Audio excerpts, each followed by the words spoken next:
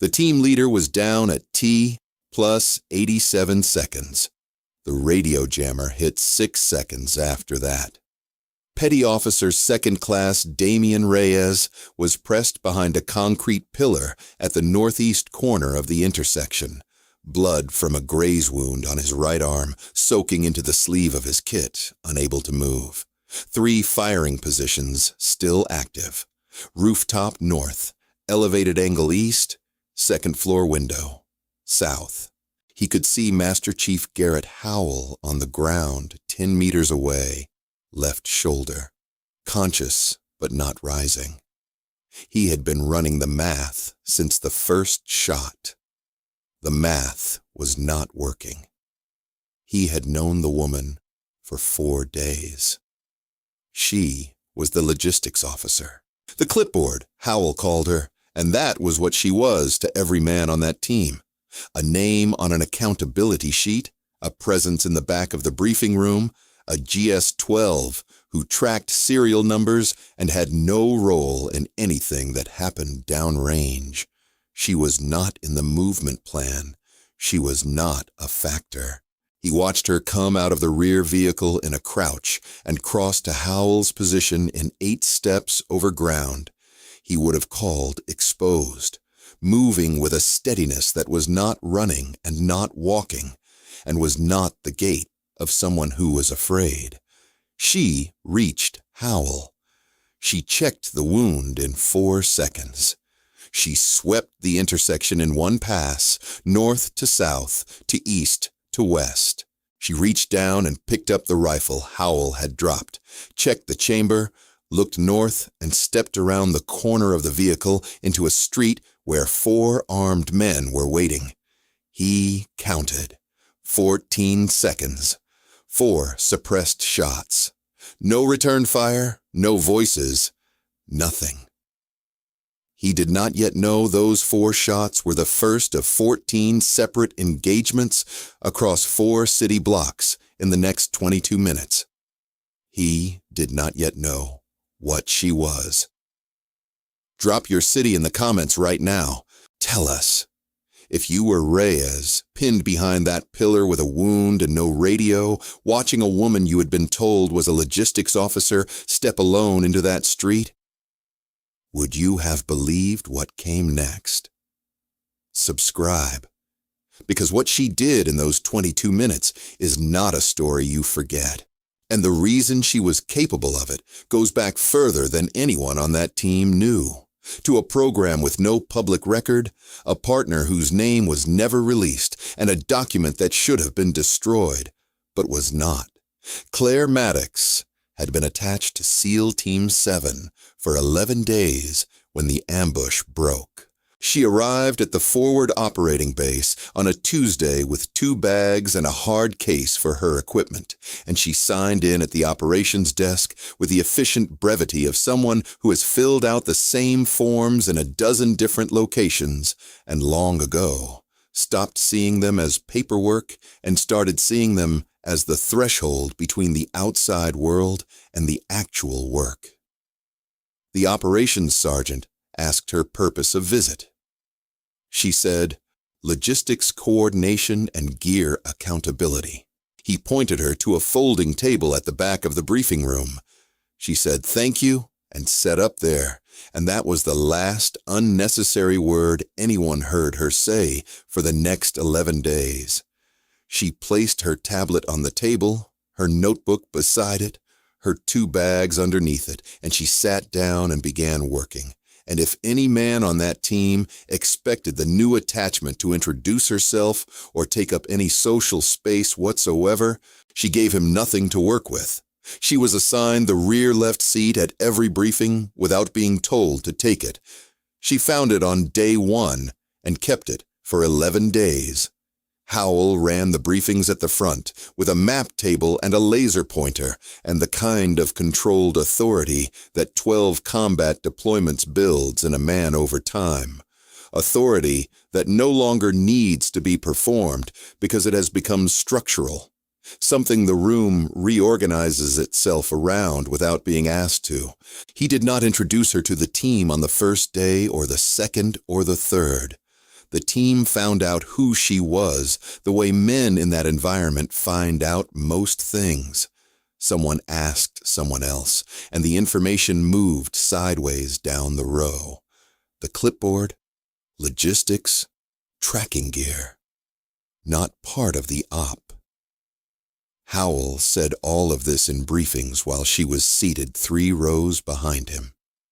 She heard every word. She gave him nothing in return. No reaction, no adjustment, not the smallest visible response. When the briefings ended, she walked to the gear room and did her job. And the gear room was where the first things the team would later be unable to explain began to accumulate. Petty Officer Reyes was 26 years old and 3 years into the teams, and he was assigned to shadow her for accountability purposes, the tasking that falls to a junior man when the senior leadership has more important things to manage. Walk with the logistics officer, Briggs told him. Make sure she has what she needs. Keep her oriented and keep her out of the way. He introduced himself in the gear room on the first morning, and she shook his hand once, firm and brief, and said she appreciated the help. They moved through the inventory together, and he noticed 3 things in the first 30 minutes that he did not consciously flag as significant, but that stayed with him the way small, wrong details stay with people who have been trained not to discard them. The first, she never wrote anything down. She moved through the weapons rack and the equipment cases and the communications gear and the medical kits, and she cataloged everything from memory, cross-referencing quantities and serial numbers at a speed inconsistent with someone reading them for the first time. He had the manifest. She had nothing in her hands. The numbers she called out when he asked were exact. The second thing he noticed was the nature of her questions. She asked about the rail configuration on 2 of the HK4-16s. She asked about suppressor thread specifications. She asked about the night vision mount torque setting on Howell's primary weapon in a way that showed she already knew the correct value and was checking the team's actual setting against it. These were not accountability questions. They were the questions of someone performing an operational readiness assessment alongside the inventory work, evaluating whether the equipment was in fighting condition, not just whether it was present and logged. The third thing was the way she stood when she listened. Feet shoulder width, weight balanced, nothing restless in her body. None of the small, unconscious movements that most people make and never notice. The stillness that cannot be quickly learned, only built over time through training and repetition long enough to replace the body's defaults with something deliberate and permanent. On the 4th day, she fixed the night vision mount on Howell's primary.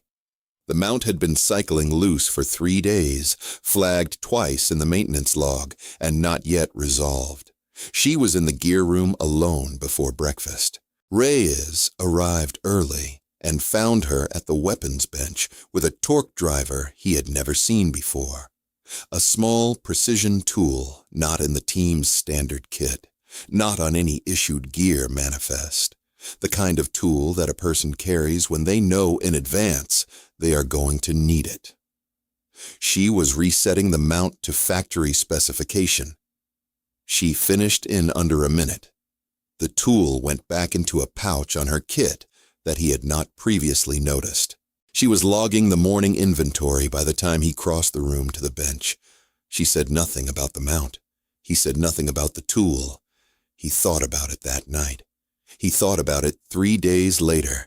He thought about it in the vehicle on the way in, when she reached forward and quietly chambered around 6 seconds before the first shot was fired.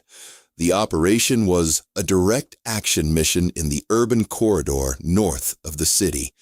Movement into a 3-block search area, 2 target buildings, extract through the eastern vehicle route, 40 minutes estimated on objective. Howell briefed it at 0400 with individual sector assignments for each man. He did not include Claire in the movement plan. He had not included her in any operation plan in 11 days. He did not brief her separately before or after. At the end of the main brief, he turned to Briggs and said, "She rides in the rear vehicle for accountability purposes, does not exit until my all clear, and if the situation deteriorates, route her back to the FOV and keep her out of it." He said she, not her name. Briggs said, "Understood." Claire was seated 3 rows behind them. She heard every word. She said nothing. She returned to her table, completed the pre-operation gear manifest for the entire team, every man's kit, every serial number, every round count, submitted it to the operations log at 0427, went to her cot, and rested until 0500. Reyes found her at the vehicles at 05:5. She was loading her gear into the rear compartment with the same geometric precision she applied to everything.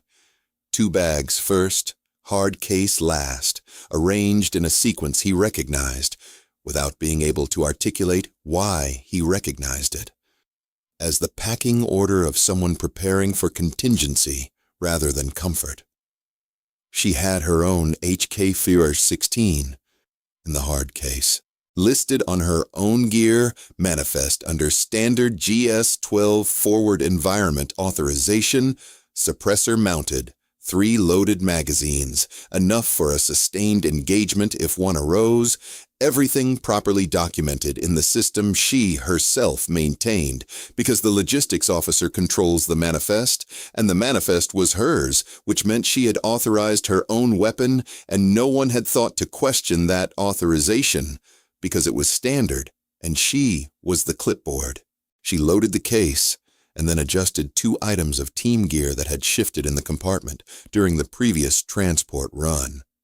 Noticed it, corrected it, said nothing about correcting it. He watched her and said nothing. She said nothing. The convoy moved at 0530. When they loaded up, she took the same position she always took, rear left, back to the interior panel, facing the vehicle's direction of travel, sightline to the rear hatch window on one side and the forward window on the other. He had watched her take that position every time they had been in a vehicle together over 11 days and had not remarked on it because it was a perfectly normal position to take, which was exactly why she took it. It gave her the widest arc of observation in both directions. It gave her a line to the door with her dominant hand clear. He understood all of this only in retrospect, much later, when he was writing the after-action statement and trying to explain, for the record, how she could have known what she knew at T-minus 6 seconds. The answer was that she had been building the picture for the entire 40-minute vehicle movement through the corridor, and the 6 seconds was not a premonition. It was a conclusion that the geometry of the threat was resolving. The 6 seconds was the last piece of evidence arriving before the shot. The city in those hours before dawn has a quality of silence that is not peaceful. Peaceful silence has weight, the weight of things resting. This silence was hollow, the kind that an abandoned structure holds, the kind that means the people who know what is coming have already moved away from it. Reyes watched the rooftop lines from force of habit, the automatic left-to-right sector sweep that training had built into him. He noticed, without fully registering the significance, that Claire was watching the same lines, dividing the visible roofscape into sectors and clearing them in sequence, at a pace that was faster than his and a pattern that was more methodical, the pattern of someone who had been taught a specific doctrine for urban movement surveillance. He told himself he was projecting. He had almost convinced himself by the time she reached forward with both hands, drew the HK-4016 from the hard case she had placed across her knees without him noticing the motion, and chambered around. She returned her eyes to the rooftop lines. He opened his mouth. The shooting started. The ambush detonated at T+0. 3 firing positions, same 2-second window. Rooftop north, above and forward of the lead vehicle. Elevated angle east, 15 meters from where the convoy had stopped. Second floor south, in a concrete structure that had housed a market 3 years ago and held nothing now but the geometry of a second-floor window that someone had already calculated against the convoy's likely stopping point. 3 overlapping fields of fire. 3 angles designed together to cover the intersection and deny movement in any direction. The geometry was not improvised. Someone who understood the specific dimensions of that block, the building spacing, the corridor width, the way concrete structures channel vehicles into a fixed position and hold them, had designed this from intelligence, and the intelligence was current. The team had entered it exactly as designed. The design showed in the first 3 seconds. Every man on the team made the correct initial response, dismounting, seeking cover, calling positions, and every correct initial response led to a position that was covered by at least 2 of the 3 firing angles. The alley east covered the northeast pillar where Reyes landed. The rooftop north covered the east side of the lead vehicle. The south window covered the west side of the lead vehicle, where the team leader would logically move. The designer had anticipated correct behavior and built the kill zone around it. This is not a common enemy capability. This is the kind of planning that takes resources, intelligence, and a specific understanding of how trained men respond under fire. It was, Briggs would say later, the most sophisticated ambush architecture he had encountered in 12 years of operating in urban environments. He said this in a classified after-action report that mentioned neither his own performance nor the performance of the team. It mentioned only the ambush architecture and the counteraction that dismantled it. And it mentioned the counteraction in a single sentence. The first seconds of an ambush are not tactical decisions. They are biological responses. Sound, light, concussion, and the milliseconds before the mind finds language for what is happening. Howell was out of the lead vehicle and moving in those first seconds. The correct response, the trained response, the thing 12 deployments and a decade of team experience builds into a man's body at a level below deliberate thought. And the round that took him came from the elevated south position at T+87 seconds through the left shoulder, dropping him behind the front of the lead vehicle. He went down hard. The rifle came free. He was conscious, calling for comms in a controlled voice. Briggs called back from the middle vehicle. Then the jammer hit. The net went dead. The silence after the jammer had its own particular quality. The silence of architecture removed, of men whose entire tactical system had just been unplugged from its foundation. In the silence after the jammer, Briggs ran a count. 2 operators at the lead vehicle with Howell, one covering north, one covering west. One operator pinned in the east alley, taking fire from an elevated angle northeast of the alley mouth, unable to move left or right, holding below the wall and calling his status in the low, controlled shout that is the only substitute for radio when radio does not exist. Reyes at the northeast pillar, graze wound right arm, fixed in place, calling back. Howell down, left shoulder, stable, voice still running command register. North rooftop still firing. east elevated angle still active. South window being suppressed by the 2 operators at the lead vehicle, but not cleared. 3 positions, no comms, no clean command structure, no extraction route that any of them could reach from where they currently were. Briggs did the math in 4 seconds. The math was not good and was not getting better on its own.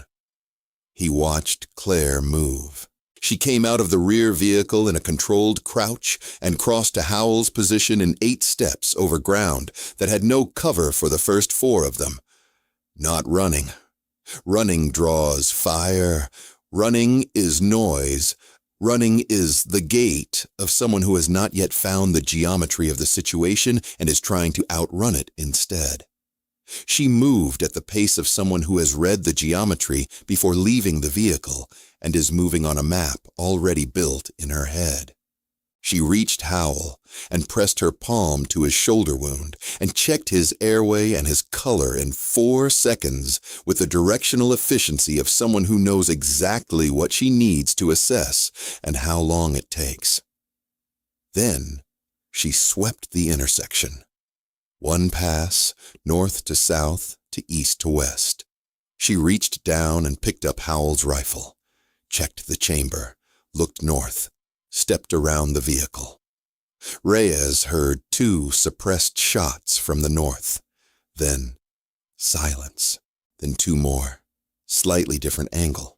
Slightly farther. The north rooftop went quiet. He stared at the north entrance to the intersection. Empty. She had been there 8 seconds ago. Now nothing.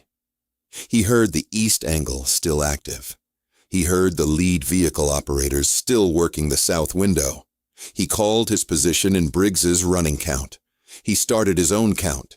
2 shots, rooftop north. 2 shots, deeper north angle. 4 rounds, 14 seconds. Silence where there had been fire. He had not yet been told what her name meant, or where she had come from, or why she could do what she had just done. He was only counting. Counting was the only thing he could do from the pillar. And so he counted, and he waited for the next shot that was not supposed to exist. The east alley angle had been active since the ambush opened, an elevated firing position northeast of the alley mouth that kept the pinned operator below the wall with no room to move in any direction. That operator had been below that wall for 9 minutes by the time the position went quiet. He had called his status twice in the initial count, and had not called it again because calling it meant raising his head, and raising his head meant the angle had him.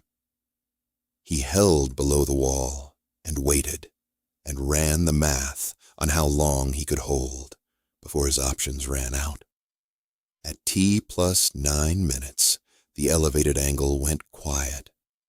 Not from the team below, not from any angle that any member of the team had been assigned or could reach from their current positions. 2 suppressed shots from a direction that nobody in Howell's team had covered because nobody had been placed there to cover it. The elevated east angle stopped firing. The operator moved along the wall to better cover, found a position that let him see the alley mouth, and held it. He had no explanation for what had cleared the angle. He did not need one. He moved. What Reyes understood from the pillar, because he had the clearest line of sight to the east alley from his fixed position, was the geometry of what had just happened. To reach the northeast angle that had cleared the east elevated position, someone had to cross the open corridor north of the intersection after clearing the north rooftop, then move east along the upper face of the building that bordered the alley. Then find an entry point to the structure and reach the second level without being seen from below or from the east position itself. This is not a route that occurs to a person in real time under fire. This is a route that is planned in advance and committed to before the first shot is fired, which meant she had planned it in the 6-second window before the ambush opened, which meant she had seen the firing angles in the 6 seconds and had already decided where she was going. He did not know how to think about this from the pillar. He filed it and kept counting. Briggs ran another count. Everyone alive, one wounded, north and east now quiet, south window still active, jammer still running. He told the team to hold positions and maintain sectors.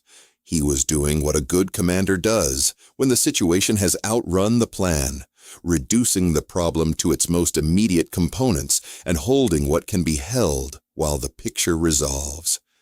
But he was also reading. He was tracking the geometry of the silence, the radius of cleared positions expanding in a direction and a pattern he had not assigned to any of his men and could not account for under any element of the plan he had briefed. He called for the logistics officer's position. Reyes said she went north. Briggs was quiet for exactly as long as it took him to receive that and find no available category for what it implied. Then he returned to managing the position in front of him. But he kept tracking the radius. He tracked the radius in his head the way he tracked every engagement, by building a picture and updating it as new information arrived.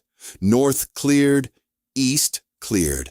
The arc of those two clearances, plotted against each other, formed a line that had to originate from a point north of the convoy and east of the rooftop, which meant someone had moved through the north engagement zone and looped east to reach the elevated angle, moved through an active engagement zone, in the dark with no radio, to take a position that cleared a threat nobody in the team had a line on. That was not logistics. That was not inventory. That was not something that happens without a very specific kind of training and a very specific kind of experience that Briggs had encountered exactly twice in his career, and both times it had been in the presence of operators whose names he had only learned after the fact. From classified after-action materials he had no longer been authorized to access. A second wave hit at T+6 minutes through the West Market corridor, 3 fighters moving through the abandoned stalls at a low run, using the stall structures for cover, angling toward the intersection at a heading that would bring them into the open ground behind the lead vehicle, behind Howell's position against the wheel. A flanking approach, clean and coordinated and entirely absent from any piece of pre-operation surveillance that the team had been given. 3 drone passes in the 48 hours before the operation had shown the market empty. It was not empty.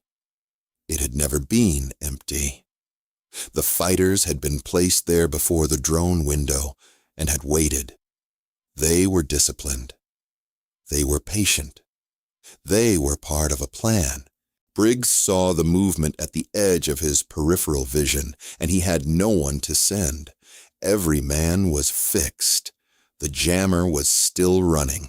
He ran the math. He was about to lose the lead vehicle position, and Howell was at the lead vehicle. The operators at the lead vehicle could not rotate to cover the west approach without abandoning the south window suppression, and the south window was still active. 2 angles from 2 directions with 2 operators. There was no coverage math that worked.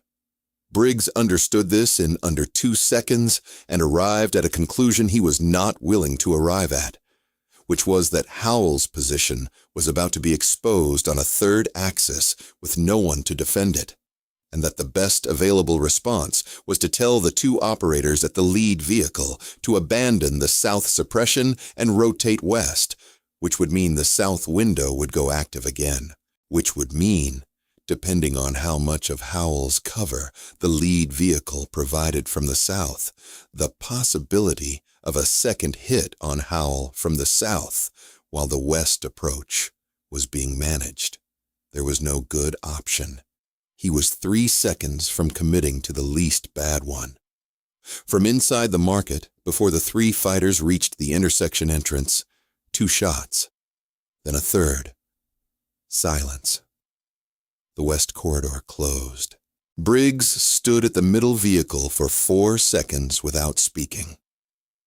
4 seconds of active engagement time, which is longer than it sounds. What he did in those 4 seconds was read. He drew the radius in his head. North, east, west, cleared, closed before the threat materialized. Someone was moving through the surrounding blocks in a deliberate, systematic pattern. Not reactive. The timing was too precise, the sequencing too consistent with doctrine. Sector by sector, from the perimeter inward. He told his team, "Hold positions and do not move unless I call it." He did not explain. He was doing the math on what kind of training produces a movement pattern like this, alone, in an active engagement zone, at night, with no radio and no support. Reyes, behind the pillar, counted. 2 from the north rooftop, 2 from the deeper north, 4 from the east elevated angle, 3 from the west market corridor. 11. He tracked the silence expanding sector by sector, felt the shape of the perimeter contracting around them, felt the geometry of protection assembling itself in the dark while the team held fixed and waited. At T plus 18 minutes, he heard 2 shots from the southeast quadrant. 13. 14. The engagement space went entirely quiet. He scanned north, east, south, west, upper floors, market entrance. Nothing moved. Briggs was watching from the middle vehicle. The east alley operator was at the alley mouth, also watching. Howell was demanding a situation report, voice tight with pain but still running command register. Briggs said, "Stand by. 4 minutes." The jammer dropped at T plus 19. The net came back. And then Reyes saw her. The East Alley operator, in his after-action statement filed 8 days later, wrote that he had begun to hear the pattern at T plus 12 minutes from his position at the alley mouth. He wrote, "By the time the west corridor closed at T plus 6, I understood that something was working the perimeter. I did not know what. I did not know who. I knew the geometry of the silence was not random. I know what random sounds like in an engagement, and this was not random. By T plus 14 minutes, by my own tracking, I had an intuition. I did not call it that in my own head at the time. I did not have language for it, but I had a sense that whoever was moving out there was managing the perimeter for a specific purpose, not just reacting to threats as they appeared. I had a sense that the team in the intersection was the center they were working around. I have served 11 years. I have never had that sense about anyone else. I did not know it was her until Velez said the word. She was at the intersection, standing in the exact position she had been standing in when she picked up Howell's rifle. She had come all the way back, rifle at low ready, watching the rooftop lines with the systematic sweep she had been running since the vehicle ride-in, still and exact, as if she had not just moved through 4 city blocks of active threat environment in the dark with no communications, no map, no mission brief, and no support. She had not called out at any point during the 22 minutes. Not a signal, not her own name, not a status report, just standing there, watching the lines in the place where the team leader had fallen. The posture was settled. She had been there long enough before the jammer dropped for the stillness to have become natural again, which meant she had been standing there, watching the lines, before backup was even a certainty. Reyes would think about that later. She had come back and taken the same position, the origin point, and resumed watching the same lines before she knew whether the net was coming back up and before she knew whether backup was 4 minutes away or 40. She had returned to the position, not because backup was arriving, but because the perimeter was clear, and the position was the right place to be when the perimeter was clear. And she was going to be in the right place regardless of who was coming or when. This is the discipline that Reyes did not have a name for in the moment and spent 3 weeks looking for a name for in the after-action statement. He finally wrote it as, she completed the task. She did not complete the task and then look for what completing the task would bring her. She completed the task and returned to the position and watched the lines. He wrote, I have been trying to explain that as a tactic, and I do not think it is a tactic. I think it is a character. I think it is who she is. Commander Dana Velez arrived at T plus 22 minutes and 3 seconds with 6 operators and a combat medic. She had been coordinating from the south since T plus 19 when the net reestablished and Briggs got the signal out. She stepped from the lead vehicle and took in the scene. 5 SEALs in position. Howell stable. No active fire. Intersection clear. She scanned the perimeter. 14 positions where the absence of threats told the story of how the engagement had ended. Then she saw Claire standing at the intersection, rifle at low ready, watching the rooftop lines. Velez walked directly to her. She did not stop at Howell first. She did not address Briggs. The team watched her cross the intersection in 12 steps. The team was quiet. Velez stopped 2 meters from Claire and looked at her for a moment, and then said one word. Wraith. Claire looked at her without changing expression and said, 6. A designation and a number. A call sign that had not been used in an operational context in 7 years. Reyes heard the exchange from the pillar and felt the floor drop beneath him in the specific way it drops when something you have been looking at without seeing resolves all at once into what it actually is. Velez began issuing orders to her unit. She addressed Claire twice in the following 3 minutes as Wraith 6. Claire responded to the second address with a sector-by-sector breakdown of the 14 engagement positions in the order she had cleared them. 45 seconds, flat and exact. Position, approach, rounds expended, time, sequencing rationale for each entry. Howell said from the ground, "What did you just say?" His voice was controlled, even with the round in his shoulder. 12 deployments had built that into him. But the control was doing something different now. It was the control of someone losing the frame he has been operating inside and unable to find the edges of a new one. No one answered. Briggs looked at Reyes. Reyes looked at the ground.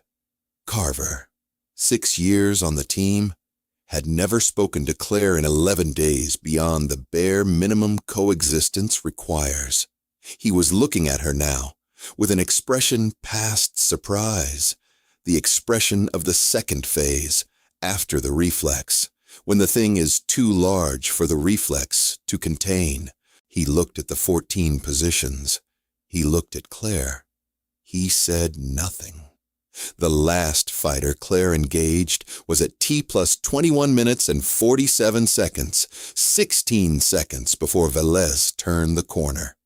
A doorway at the southeast corner of the perimeter. A man who had entered during the initial chaos and held that position and not fired for over 20 minutes.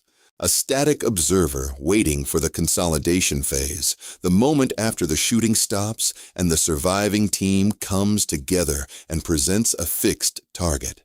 That doorway had a direct, unobstructed line of sight on Howell's position against the lead vehicle wheel. Howell had been in that sight line for 14 minutes and 20 seconds.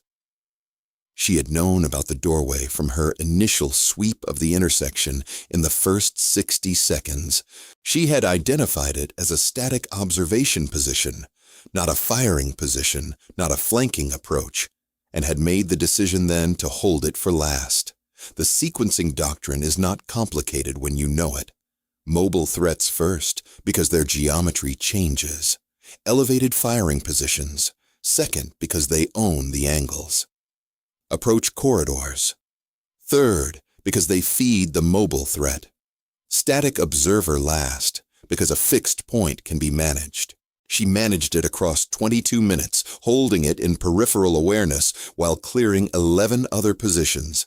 She came back for it with 16 seconds to spare, approached from the east wall, took the shot from 12 meters.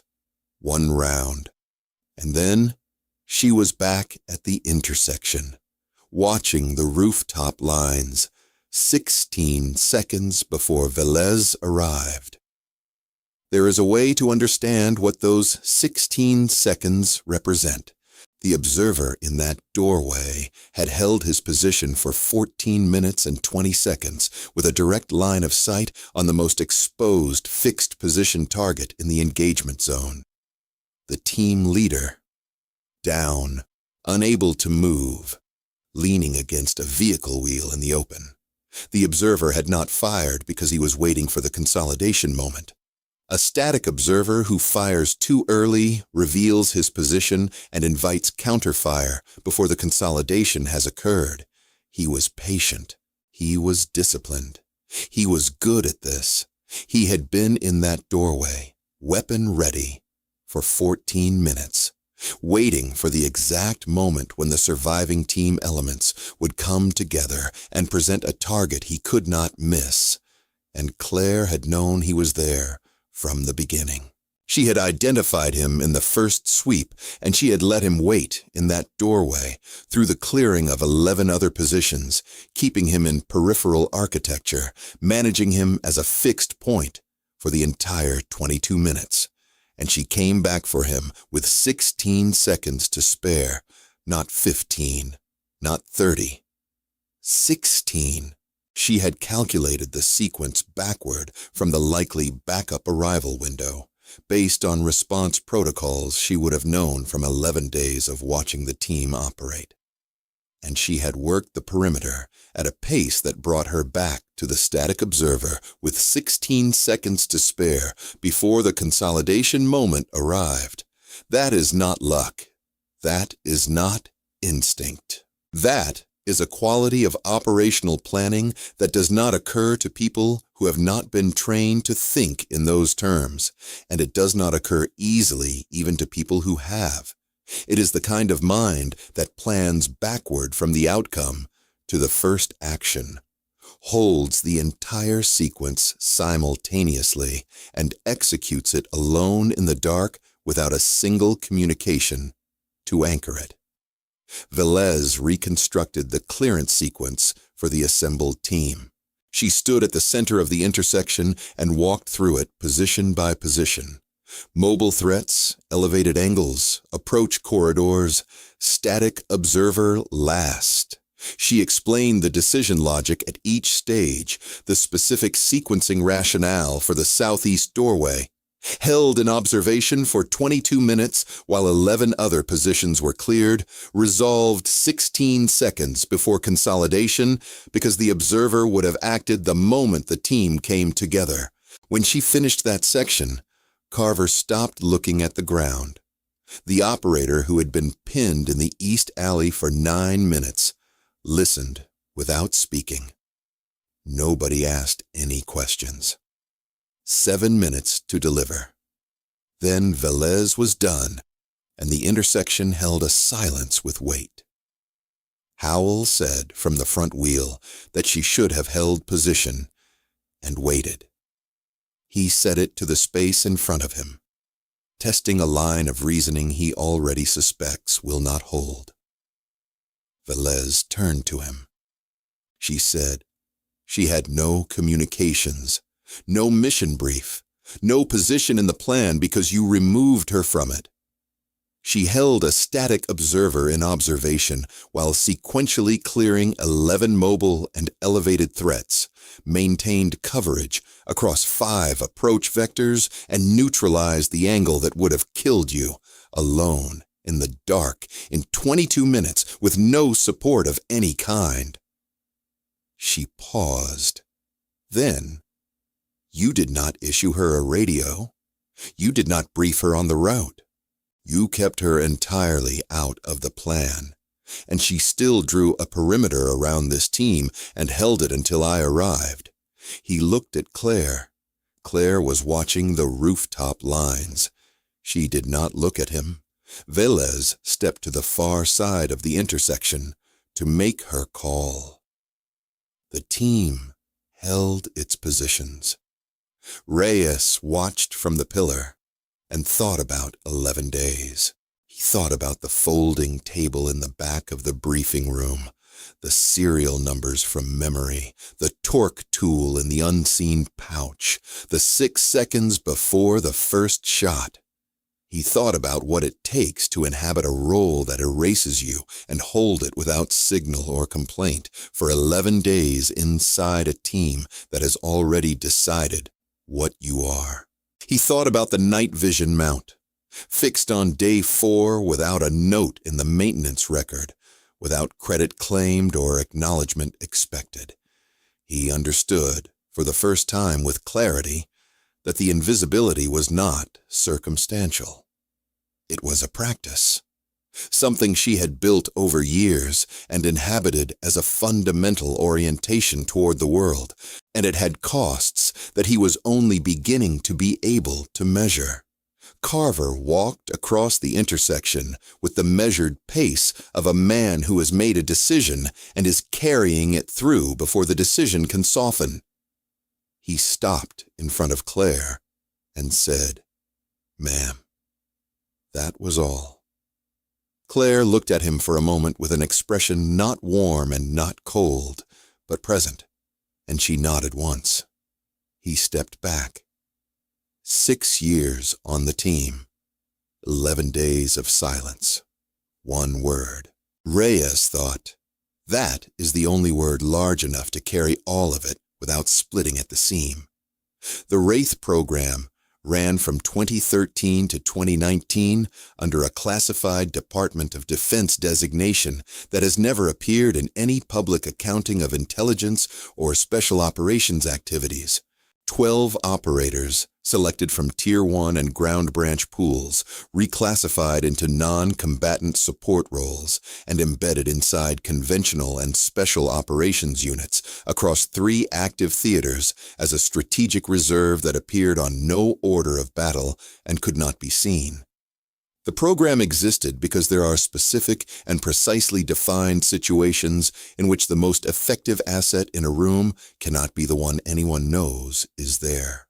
A visible operator is accounted for in every plan, by the enemy, by the institution, by the geometry of the mission. An invisible operator moves in the spaces the geometry does not reach. The doctrine, presence without identification. Resolution without attribution. Departure without record. Claire Maddox operated under Wraith cover for 6 of those years. Her designated cover was a Department of Defense supply chain analyst, embedded with conventional and special operations units in Iraq, Syria, and later Afghanistan. The cover was thorough because it was real. She did the work, maintained the records, filed the reports, attended the briefings, sat in the back of the room and logged the serial numbers, and she was genuinely effective at it, because the same precision that made her effective as an operator made her effective at accountability. Both require a mind that holds detail and pattern simultaneously and does not confuse the two. She ran 41 operations under that cover across 6 years. Most were resolved without the units she was embedded with ever knowing an operation had occurred. The threat was gone, and no one could explain how, and the no explanation was The point. The presence without identification, the resolution without attribution, the departure without record that left nothing behind for anyone to point to.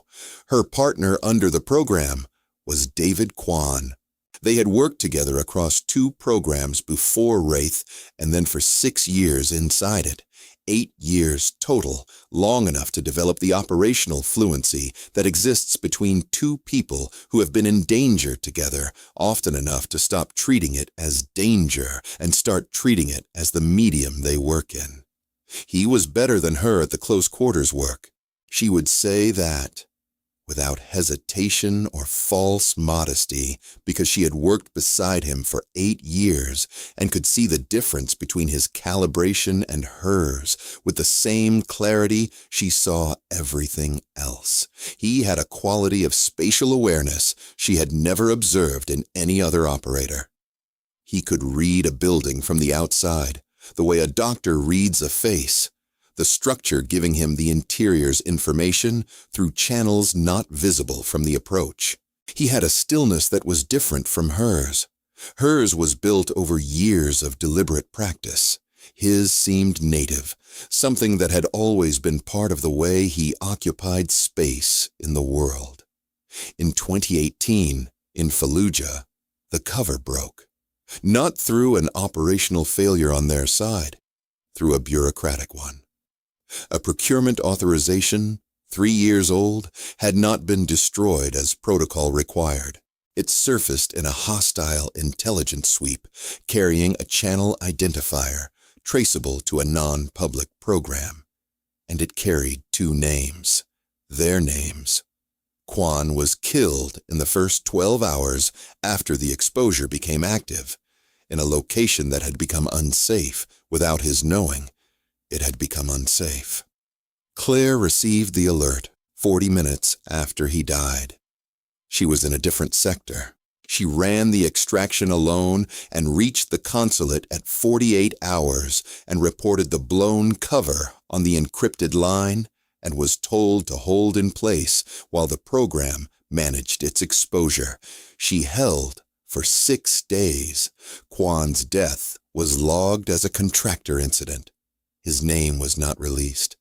His family received a notification and a cover story, and the cover story was all they would ever have. The program was closed by Congressional Oversight Review 6 months later.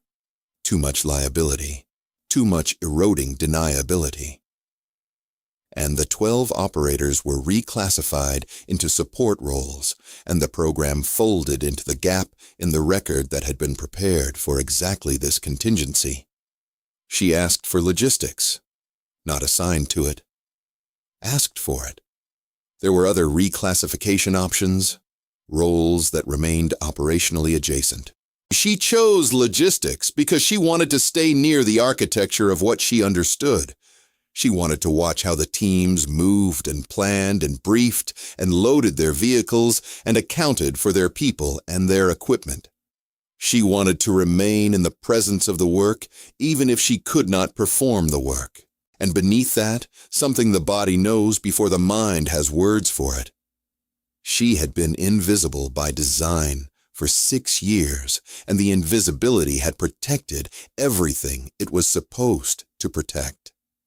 The one moment of visibility, one document that had not been destroyed, had killed her partner. She understood that equation at a level below thought, the way the body carries the memory of a burn long after the fire is out. She chose to disappear again. She took the clipboard. She stayed behind the table. She said thank you for the folding table and watched the rooftop lines from the back of every room and kept the count and waited for nothing in particular, because waiting for nothing in particular is how you survive being invisible for a long time. Her personnel file contains, buried under 11 pages of logistics accountability reviews and a reclassification order dated November 2019, one line that does not belong with the rest. Written by the Wraith program director in the final administrative processing before the program closed, it reads, recommended for Medal of Honor, Action Fallujah 2018, award withheld pending program classification review.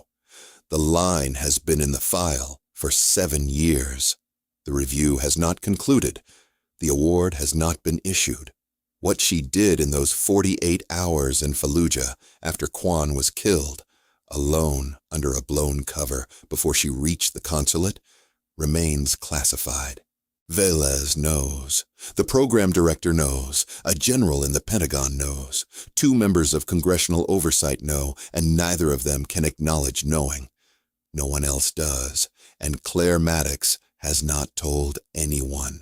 She has sat in the back of briefing rooms across 9 separate assignments in 7 years and logged serial numbers from memory and said thank you for the folding table and carried the line in her file the way she carried everything else. Quietly, without display, without ever asking when the review would conclude or when the recognition would arrive. Because asking was a form of visibility, and visibility was the thing that had cost her everything. Velez completed her call in 4 minutes. She returned to the center of the intersection and spoke at a volume that addressed everyone present. She said she had spoken with the JSOC duty officer. The encrypted data from the team's personal equipment, combined with the physical positions of the 14 neutralized threats, was already sufficient for a complete operational action report. The Wraith program classification was being assessed for partial declassification to allow the report to be filed under Claire's actual operational designation rather than her GS cover designation. The Medal of Honor review, suspended since 2019, had been reactivated that morning by authority of the presiding general, pending the Fallujah action file and the current engagement reconstruction as a combined submission. She delivered this in the controlled register she used for tactical communication, and the effect was to make it land with the weight of something already decided and being reported rather than proposed. She turned to Claire. Howell was watching from the ground. Every operator present was watching. Velez said, Wraith 6, JSOC, is requesting a full operational debrief at your earliest availability. Claire said, when I'm done here. She was still watching the rooftop lines. She meant it exactly as she said it. Velez said, when you're done here. 2 sentences. The entire map of authority in the intersection, expressed through who waits for whom. Howell had not spoken since Velez declined to engage his last statement. He was looking at the ground. He was a man who had built his career on reading situations clearly. The situation now was clear. He was the ground force commander. He was alive because of the woman he had not issued a radio, and there was nothing he could say that would not make that arithmetic worse. Briggs walked to where Reyes was standing at the pillar. He stood beside him without speaking for a moment, in the way men stand when they have something to say and are not certain how to begin it. Then he said, without looking at Reyes, on the 4th day, when she fixed the mount, I watched her. I thought it was unusual. He was quiet. 7 years in the teams. I know what correct movement looks like. I watched her come off the rear vehicle, and I told myself I was projecting. Reyes said, she chambered the round 6 seconds before the first shot. Briggs looked at him. Reyes said, 6 seconds. She knew where the fire was coming from before it started. Briggs was quiet for a long time. There was no argument he could make for the 6 seconds. There had never been one. Carver did not return to his position. He stood near the lead vehicle and worked through the thing that had been bothering him since Velez walked past Howell. What Velez had done by walking directly to Claire was a statement in the oldest language of command. You walk to where the authority is. Rank is the institution's best approximation of where authority resides. In extreme situations, the approximation fails and the authority reveals itself in what actually happened. He thought about 6 years on this team and 11 days of not seeing what was standing in the back of the briefing room every morning.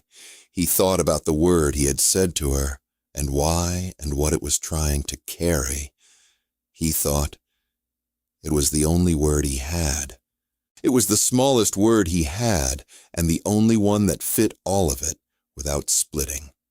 36 hours later, at the debrief facility north of the base, Commander Velez read into the formal record, Claire Maddox, GS-12 Logistics Specialist, call sign Wraith 6, 14 confirmed threat neutralizations across 4 city blocks, 22 minutes of independent sector clearance conducted without radio communication, without a mission brief, without coordination with the surviving team, and without a single verbal identification or signal during the engagement, resulting in 0 additional friendly casualties following the wounding of the ground force commander at T+87 seconds. Recommended for immediate reinstatement to Tier 1 Tactical Classification. Tactical commendation filed under both designations for parallel processing. Medal of Honor review reactivated under authority of the presiding general, Action Fallujah 2018 and Action Urban Sector Clearance combined as a single package for classification review. The room was full. Howell's team occupied the left side of the table. Velez's unit held the right. The presiding general sat at the head. Claire sat 3 chairs from the general's left. Not a formal power position, which was consistent with everything she had done. The general asked if she had anything to say for the record. She said, I want Petty Officer 2nd Class, Damian Reyes, credited in the action report for maintaining team cohesion under fire from a fixed observation position at the northeast corner of the intersection. He tracked the engagement geometry from the pillar for 22 minutes with a wound and no communications and maintained a running count more accurate than my own reconstruction. He held that position when no one had instructed him to, and he held it correctly. He should be in the record. The general looked at Reyes, who was looking at the table surface, and said, So noted. Reyes did not look up. He had the feeling of being seen by someone whose attention he had not known he valued, and the feeling was larger than he had anticipated. One of Howell's operators, not Carver, not Briggs, a man named Teller, who had been on the team for 2 years and who had said nothing to Claire in 11 days beyond a functional nod in the gear room, was crying quietly at the table. Not loudly, not with visible effort to stop. The kind of crying that happens when something exceeds the container a person built for it, and the container opens without warning, and there is nothing to do but let it open. He left the debrief without speaking to Claire or to anyone. 7 days later, he submitted a personal statement to the action report. It read, I have served 9 years. I have worked beside exceptional people who performed in ways I could not fully understand in the moment. I did not recognize what was in front of me for 11 days. I had every opportunity to look, and I did not look because I had been told what to see, and I accepted that. That is a failure I will carry. I am not writing this because I expect her to care about it. I am writing it because the record should be complete. Howell attended the debrief. He was released from the medical unit in time and sat at the far end of the left side of the table, quiet through most of the proceedings in the way a man is quiet when he is listening for the thing in what is being said that will give him somewhere to stand. When the general asked at the end if there was anything he wished to add to the record, Howell was quiet for a moment, then said, I made an assessment of an attached personnel member based on her designation and her observable role behavior. I did not inquire beyond those markers. The assessment was insufficient.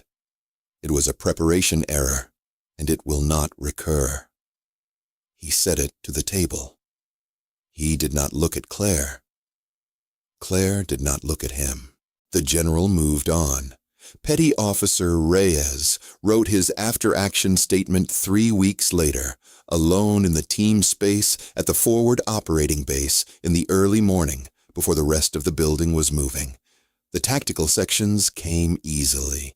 The timeline, the positions, the count, the geometry, all of it stored in the part of his memory that precision makes permanent. The final section took longer to get right.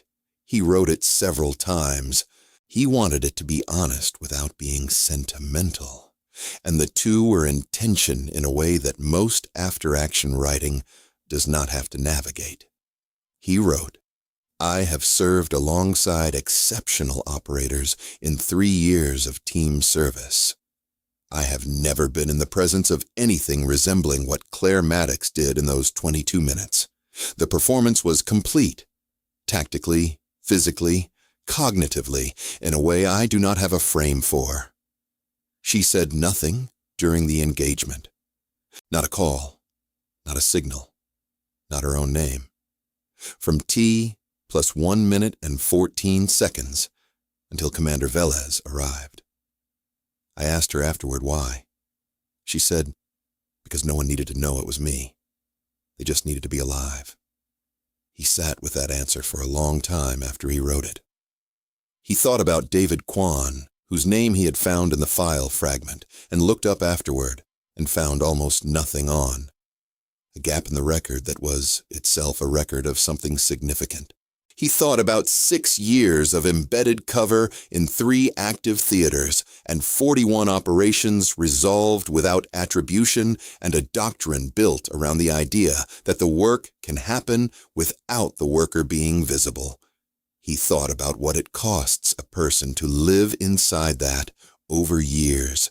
Not the danger, which is its own kind of cost, but the specific and particular weight of doing something real and consequential and having it exist in no form that can be pointed to.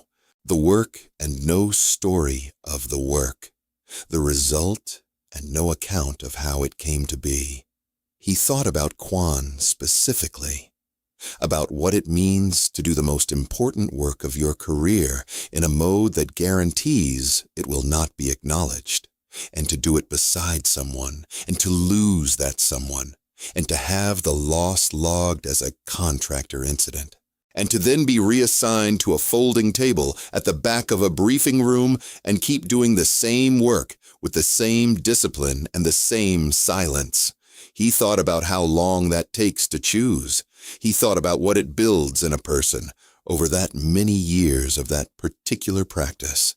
He thought about Howell calling her the clipboard with her seated 3 rows back, hearing every syllable, and Claire saying nothing in response. Not because she had no answer, but because the answer was not the point. The team being alive was the point. Whether they knew who made them alive was not the point. He thought about what it means to operate inside that understanding for years, to hold it as your organizing principle, to watch a team leader dismiss you in front of his men, and to sit with that without reaction. Because reaction is a form of visibility, and visibility is a form of cost, and you have already calculated the cost and decided it is not worth paying. He thought about what that discipline looks like from the outside. Nothing. Which is the point, and what it looks like from the inside, which he could only imagine. He added one final line before he filed the statement. He wrote, "Silence is not the absence of power. Sometimes silence is the whole point." She taught me that without meaning to, in the same way she taught me everything else she taught me that week, by doing it completely in front of me without once asking me to understand.